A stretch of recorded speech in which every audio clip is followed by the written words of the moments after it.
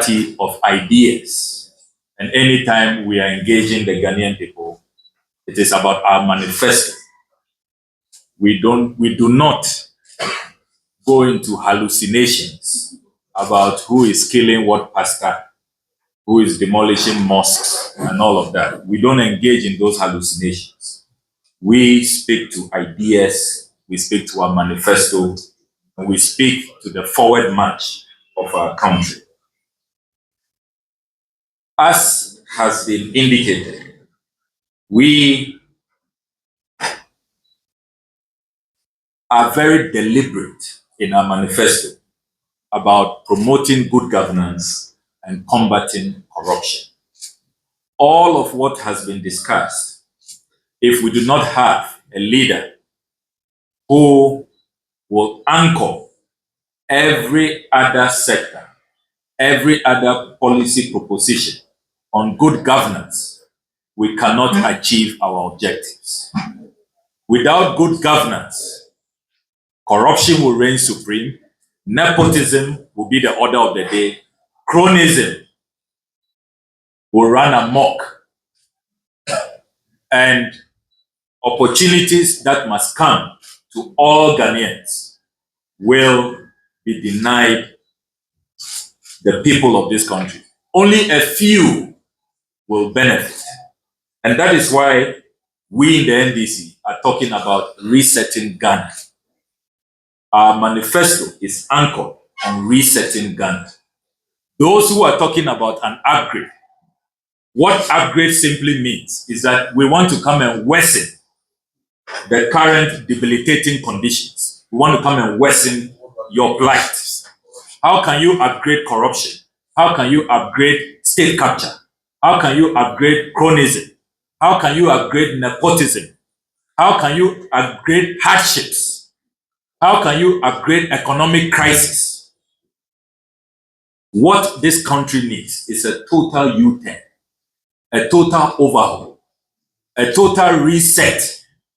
That is why throughout the nook and crannies of our country, the NDC manifesto has been so embraced, so welcomed. I was observing recent polls that you in the media have been carrying out on which of the manifestos offers hope, which of the manifestos the Ghanaian people believe will be transformative and response to the needs of the people. And I'm not surprised that all the polls, overwhelmingly, the NDC manifesto has emerged victorious as a manifesto that resonates with the people. So I'll run through our big ticket items on governance and combating corruption. Number one, constitutional reforms. If you read the NDC Resetting Ghana Manifesto, President Mahama is pledging major constitutional reforms. Fortunately for the NDC, Professor John Ivansata Mills has done the heavy lifting. God bless his soul. May his soul rest in perfect peace. He set up the Constitution Review Commission. Over 700 pages of work conducted. President Mahama is saying that his mentor's work will not go waste. Remember that before we left office, he set up a Constitution Implementation Committee chaired by Professor E.V.O. Dankwa. Unfortunately, the Akufo-Addo government abandoned constitutional reform. We are saying that we are going to go back to the Constitution Review Commission's report, go back to the Professor E.V.O. Dankwa's Implementation Committee report, and we will implement the recommendations. These proposals will be anchored on reducing the power of the president. Many experts, many governance analysts have decried the overbearing nature of the constitution, which creates an imperialist president, a president who has so much power and is virtually uncontrolled. It is only in the NDC that you can find presidents who will say that even though the Constitution gives us so much power, we want to curtail those powers. So Professor Mills set up the Constitution Review Commission. President Mahama set up the Constitution Implementation Committee. And again, President Mahama is saying that he is going to go back to constitutional reforms, conclude the work that was started. And we are really glad about that. Some of the things you see at the end of this constitutional reform process is that, for example, we are going to have MMDCs elected. We are no longer going to appoint them. For example, you are going to see at the end of this constitutional review process that Parliament is going to be strengthened. That constitutional provision which says that majority of ministers should come from Parliament is going to stop, so that you decide. You either want to be a legislator or you want to be an executive. The president is also then going to have a free hand to appoint ministers from everywhere. Best brains, best expertise to help him develop this country. He is not going to be restrained because of the constitutional provision. Key amongst the constitutional review items that you can expect is that President Mahama is saying that we are going to take a second look at Article 71 of our Constitution. So ex-gratia will be abolished. He does not believe that we should continue with this practice of ex-gratia to a few Article 71 office holders. And in the process, he is going to put together the Presidential Emoluments Committee, combine that with the Fair Wages and Salaries Commission. So we have one body. So we don't have two classes of workers in our country. Article 71 workers who are treated specially and differently, and then the rest of the Ghanaian workforce. So these are some of the key highlights that you are going to see at the end of the constitutional reforms that are going to take place under incoming President John Dramani Mahama, inshallah. First, President Mahama is promising a new paradigm of ethical and incorruptible leadership. He says that he is going to lead by example. So the fight against corruption is not going to be fighting the corruption of my predecessor. Everything that happens by my appointees, I am a clearing agent, so I don't see it. President Mahama is saying that he will not be a clearing agent. He will expect the highest standard of ethical and incorruptible leadership. If you cannot meet that gold standard, then you have no business serving in his government. And I think that we have to applaud President Mahama for that. He is also saying that he is going to drastically reduce the size of government by appointing not more than 60 ministers. And you've heard him say this time without number. He's very passionate about it. In addition to that, if you read our manifesto, some people had 60 and then they ran to go implement, to go announce 50. When they are the people with the worst record under this fourth Republican dispensation, appointing over 100 ministers. But you see, they just stop at 50 ministers. We go beyond. The NDC manifesto is saying that we are going to streamline and realign the government. There is no reason why we should have a separate ministry for railway and transport, a separate ministry for sanitation and local government, separate ministry for tourism and chieftaincy. President Mahama is saying we are going to do major realignment, streamlining of all of these ministries. Then in addition to that, he doesn't stop there. The lean and efficient government that President Mahama is talking about. He is also saying that all of these amorphous presidential staffers who have mushroomed overnight, and we have been raising concerns in Parliament, they don't listen to us. As we speak, some of the portfolios of these presidential staffers, when you hear it, you collapse. Ghana is currently paying somebody who calls himself a diaspora church mobilization officer. Can you believe it? He's also a presidential staff who is mobilizing the churches all over the world. And only Ghana must pay for it. He didn't go to the UN so that we all contribute, so that all governments, all countries will contribute.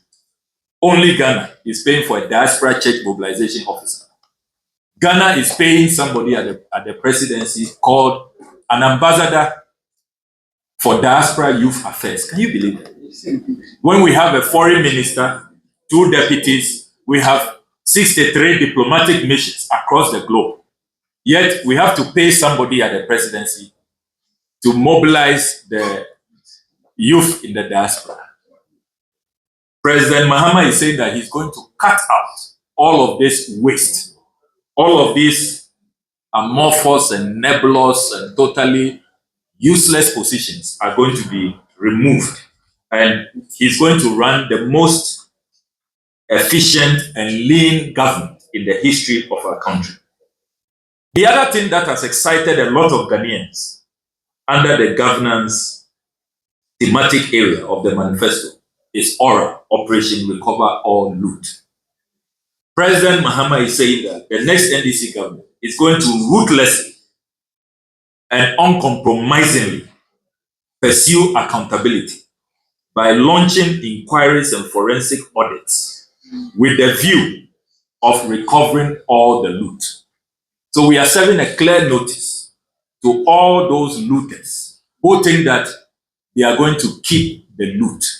The Ghanaian people are saying that they are going to vote for the NDC so that we will recover all the loot. And I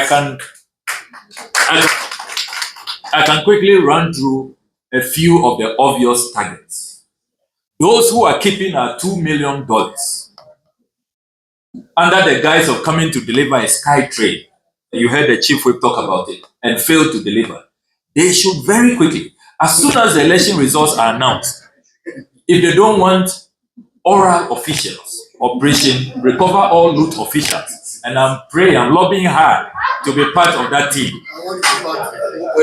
With Basitali, as my deputy. We are lobbying very hard. If they don't want any trouble with the Ghanaian people, they should just prepare to refund our $2 million for that very dubious SkyTrain project. You are even struggling with your railways, land, you are nowhere. And then suddenly, you say you are moving into the skies. Just a scam. Then those shonky sheikhs who came here, that they are coming to give us Sputnik V vaccines. And the former health minister, Jimamenu, said COVID, he was so confused, he wasn't thinking straight. So he allowed those shonky sheikhs to deceive him. They should prepare. Our $2 million will have to be refunded. As to how a Russian-made vaccine, we could be roaming, the Akufo-Addo government could be roaming in Dubai, remains a mystery. Then Kari Summers, who is keeping our $6 million under that National Cathedral scam, he should also prepare to refund that money. Ejapa, $12 million. Walugu, $11.9 million. Motor Angels, $2.5 million. And all of those SML, the ambulance spare parts, the president's daughters and their business partners and all those people, they should just better, and if they start negotiating now to refund the monies, even before the election, it will really, really help. We are passionate about Operation Recover All Loot. We mean every part of this, every single letter has meaning. Don't forget that it will also affect the land looters, those who have engaged in state capture, and I'll be coming to that. We are also pledging that we will launch a forensic audit and an inquiry into the National Cathedral scandal and seek broad consensus on what should happen to what is described now as the world's most expensive pit. We are talking about over 339 million Ghana cedis. That's just our tax monies alone. I have not added what they collected from churches, unsuspecting Christians and others. their US operations and all. Just our taxes, $58.1 million, over 339 million Ghana cedis. And all we see, if you read Bishop Dakewa Mills' resignation letter, he said his conscience will not allow him to continue to serve on the board. He has built greater churches for far less than $58.1 million. We have spent $58.1 million, and all he kept seeing is a pit, which I'm told is now described as the world's most expensive pit. There will be a full-scale inquiry. Then don't forget all the demolitions that occurred because of this national cathedral. So there are so many aspects to this puzzle. That double identity pastor who's also keeping at 2.6 million cedis, Kusi Boateng, Kwame Edu-Jemfi, all of those parts of this hydra-headed scandal will have a special inquiry on that. I mean, when you deceive God, you deceive the clergy, you deceive the Ghanaian people, you must face a special consequence for that. And you can expect that the next NDC government will do just that. The manifesto also pledges that there will be forensic audits into all the scandals that have occurred. And you know, it's a tall list. So you name them, whether it's the COVID-19 management scandal, SML, Ijapa, Masset, PDS, Skytrip, Walugu, appearance fees, the ambulance spare parts, the illegal sole source contract, all of them. It's been a government, it's been a government of one day, one scandal. We will go into all of them. On our campaign trail, we meet many people who tell us that we are voting for you just because of accountability. And that is why our manifesto is resetting Ghana for jobs, accountability, and prosperity. So accountability is key. The others are running away from accountability because they have been neck deep in plunging us into this quagmire. We are going to demand accountability. Our manifesto also is proposed to ruthlessly end the menace of Galamsey, which poses an existential threat. As we speak, Ghana Water Limited have put out statements that at this rate, in the next few years, we'll have to import water. They say the Pra River is gone. The turbidity levels are at a level that does not even allow them to treat water. So as we speak, central western region, parts of Greater Accra, water crisis. Only the NDC manifesto is pledging a ruthless combating of this menace, which poses an existential threat. Clearly, when you listen to the Western Regional Minister, you listen to NPP parliamentary candidates and NPP stalwarts, their regional chairman and all, they are complicit, they are neck deep. And I listened to Mr. Erastus Donko this morning, and he said that, look, it is the ruling party officials who have just made this fight worthless and useless because they are complicit. They are the real people who are behind the Galamsey menace and confront this menace because it doesn't make sense. A whole government with a national security apparatus. You have DISEX, MISEX, RECSEX, all these security councils, DCs, regional ministers, police commanders, NIB officials, national security operatives, and all of them are saying that they are helpless because of unarmed Ghanaians, even if they are armed. Can they match the billions that we approve in parliament every year for national security? And see where we are. See where we are. Look at how our river bodies are looking. Apart from the Volta River, all our rivers are gone because of Galamsey. A deceptive president who told us that he was putting his presidency on the line. Apparently, nothing was put on it. There was even no line. The NDC manifesto is also saying that we will collaborate with the judiciary to establish a special court for persons whom adverse findings have been made against them by the Auditor General and Parliament. This has been a long-standing conundrum. What happens to those who are indicted by the Auditor General and when they appear before PAC and PAC also affirms those audit findings? What happens? There has been a lacuna for many years. Nothing really happens and they get away. If we are lucky and there are some, surcharging and retrievals by the Auditor General, then we get something back. The Auditor General, the Attorney General has not been prosecuted. We are saying that we are going to work with the judiciary to establish special courts just to deal with all of these people engaged in malfeasance, engaged in this financial diversions, blatant corruption, which is really bleeding this country.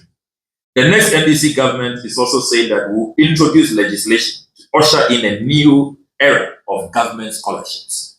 And I am particularly excited about this because as a former Deputy Minister for Education, working in the tertiary space, I saw how the scholarship regime was uncoordinated. So many scholarship points all over.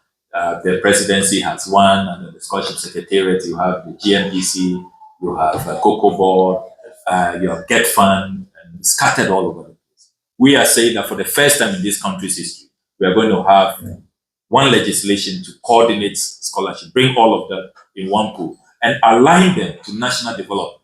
Should we be sending people out to go and do some kind of courses? I don't want to offend anybody. How does that really align with our national development? Where should we be? What are human resource gaps? The next 5 years, the next 10 years, the next 15 years. What should we do? You go to our districts, they tell you critical shortage of various professionals, and yet our national scholarship regime does not align with those needs. But worst of all, ladies and gentlemen, the corruption which has engulfed this country has also taken over scholarships. So you have politically exposed persons, ministers, MPs, government officials, top politicians, fighting with the vulnerable, poor vulnerable people in North Tong, in Mubrugo Yoyo, in Savlugu, in Adaklu, and elsewhere. Why and elsewhere? Brilliant but needy people. Fighting with top politicians, elite who are so endowed, who have resources. They are grabbing the scholarships for themselves. And we all know the story. One of them is out there campaigning. He didn't even show remorse. He has no shame. They're running meetings. Yes. So we are saying that the new law will totally prohibit politically exposed persons. You are not allowed, you can't benefit. If you are a government minister serving under President Mahama, you, your wife, your children cannot benefit. No appointee can benefit from scholarships. We are going to have a law and it will be clear. And they think we don't know what they have introduced. For the first time in this country's history, you have Goro boys around scholarships, where people now have to pay. They come to us always. We get the petitions. We know in Parliament, the Chief Whip is here. We have been petitioned. Goro boys, if you don't pay, how can brilliant but needy people come up with 80,000, 100,000, 120,000? I mean, the corruption, it has no limits. It has no conscionable levels. Even poor, vulnerable people, they are exploiting them. So we are saying that, look, enough of this madness. We are going to have a new law to regulate scholarships and make sure that the scholarships are reserved for the poor, vulnerable, needy, but brilliant, and those who are going to pursue courses that align with our strategic national development objectives. Enough is enough. Cabinet ministers wanting to buy our hotels. Some of them die in their will. You see our forests in their will, our Ramsar site. They are willing it to Wafasi forever and all of that. We are saying enough is enough. We are going to ban all politicians from buying state assets. Then this part of the legislation also excites me. the legislation is going to make it compulsory for Ghana to have a national assets register. So all our lands will be on that register. You have heard us in Parliament. It is, and fortuitously, it was the Honorable Agoja who asked that question in February 2022, more than 2.5 years ago, asking the lands minister the state of our public lands, who they have sold to, how much they sold it for, if any are left. Up to now, it's been such a tussle. They say they don't have the data. They don't really. They are still compiling and all of that. It's a tedious exercise. Yeah, yeah. And yet,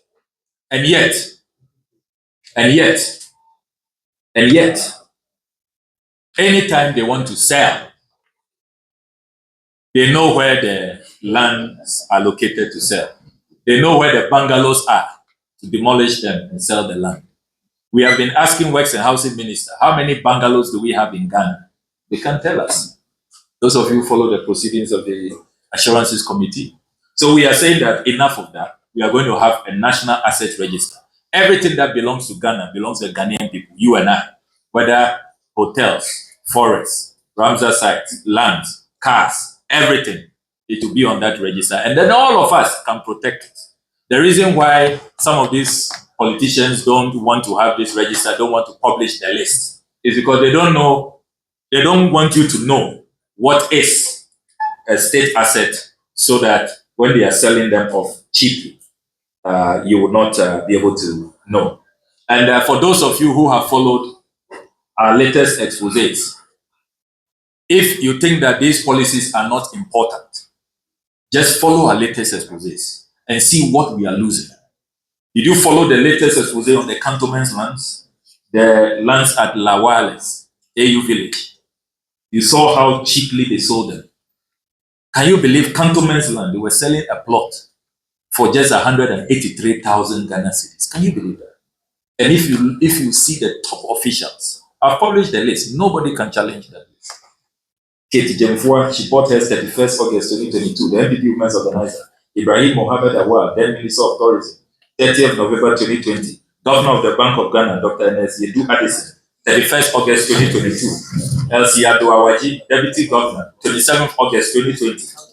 Maxwell Opoku Afari, Deputy Governor, Bank of Ghana. He bought his from President Akufo-Addo, 31st August 2022.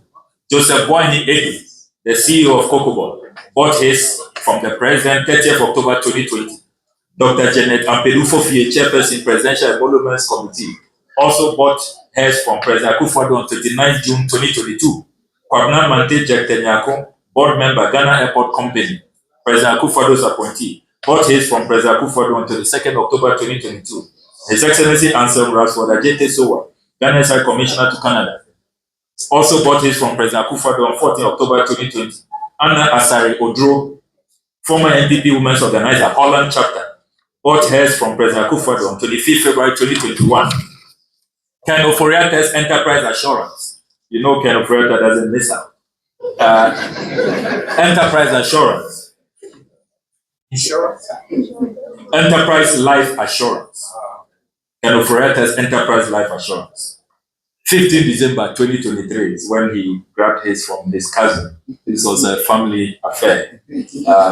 Then you have Georgina Wood on the list. 15 October 2020, you have the president's appointed board chairman at SIC at the time, 14th October 2020, Kwesi Abuaje Etia. You know, this is what is going on. And if you see how much people are paying, 183,752 Ghana cedis. So less than $11,000. Meanwhile, on the market, the open market, they are telling me that it's between $700,000 and 1 million Ghana cedis for a plot.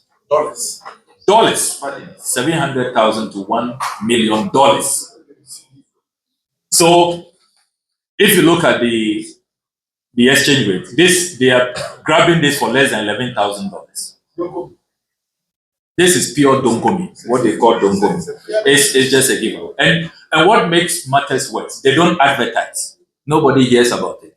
If I tell you how many NPP people have called me, top, So this thing, so are they still selling? How do they even sell? I mean, how come some of us, we are also in the government, we don't hear about it?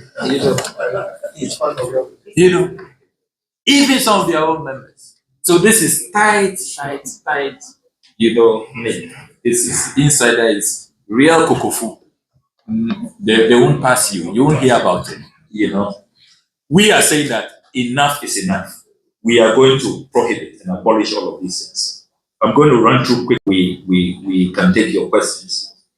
For journalists, we are also heavy on your welfare. We are saying that we are going to repeal all anti-press freedom laws and reverse the current climate of fear, intimidation, harassment, and safety, as well as broadening the frontiers of media freedoms and development.